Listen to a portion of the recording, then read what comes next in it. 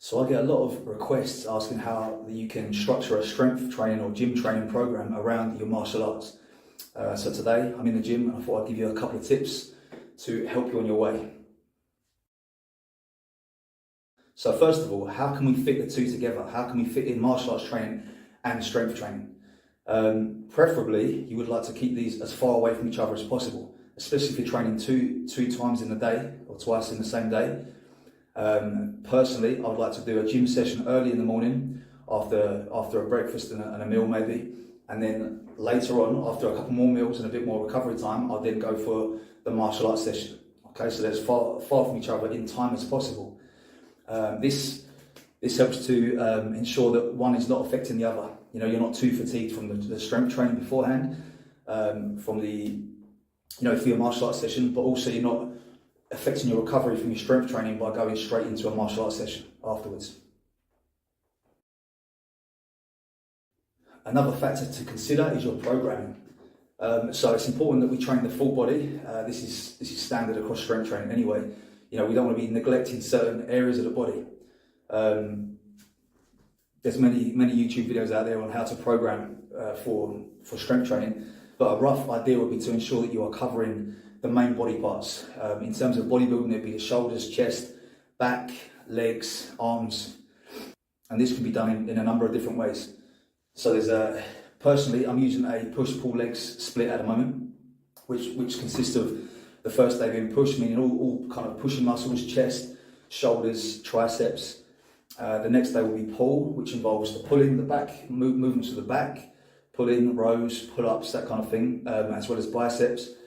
And then the third day will be legs, which of course is all your squatting, hip hinging, those kind of motions. But it all depends on time. If you have less time, then your program is going to reflect that.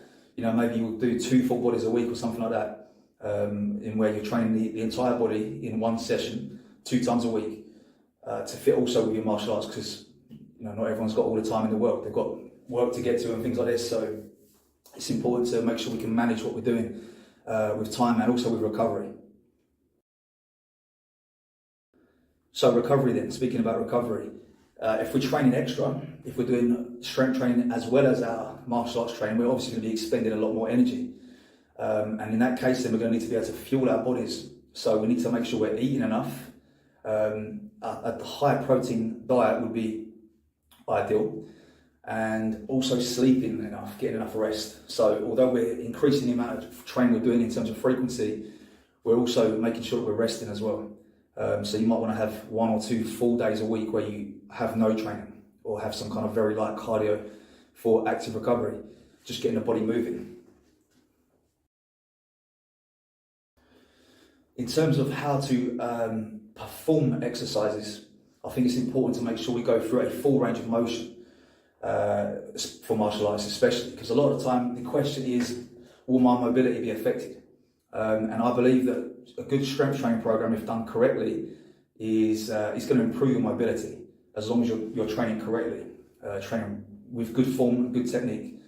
So let's say a squat, going to the full depth squat, for example, is going to help your mobility in your calves, your ankles, your quads, hamstrings. So we just need to ensure that we're taking our exercises for a full range of motion rather than short movements. A very basic example would be, a full extension for the arm into a bicep curl, all the way down, using the full stretch at the bottom and a full contraction at the top, rather than short, small movements like this. This can help promote better mobility, better range of motion, and better flexibility in the long run. This is especially more important, I would say, in things like Romanian deadlifts, squat, the kind of motions where you are, using a lot of muscles together rather than isolations. Will it make you slower? This is another comment that I get quite often. A strength training or bodybuilding or this kind of thing makes you slow. Well, if you put on 60 pounds of muscle, then maybe, but I think people are underestimating how difficult it is to put on that much muscle. It doesn't happen by accident. It takes a lot of time. If you're getting there, there's always time to stop. It doesn't happen overnight. But I wouldn't worry about that at all. I've found I've put on quite a bit of size in my time of training martial arts and training with strength training, and my speed is the difference is there's no noticeable difference to me. You know, I can still move, I believe, fairly quickly. However, with more power, more control. So it's a win. Something else to consider is to make sure we are tracking what we're doing with our training. You know, so we're not just coming in and aimlessly going through the motions. You know, we have some kind of plan that we're following where we're progressively overloading the movements week by week. You know, not just coming in one day and doing something and then kind of guessing next time. It's important to see where you are going. You know, it's like just getting in the car and driving with no destination. We need to have a plan of where we're going to be, and the program is how we're going to get there. So that's also really important to remember. I will be putting together some training programs in the future pretty soon, so I'll get them out as soon as I can if you're interested in that kind of thing.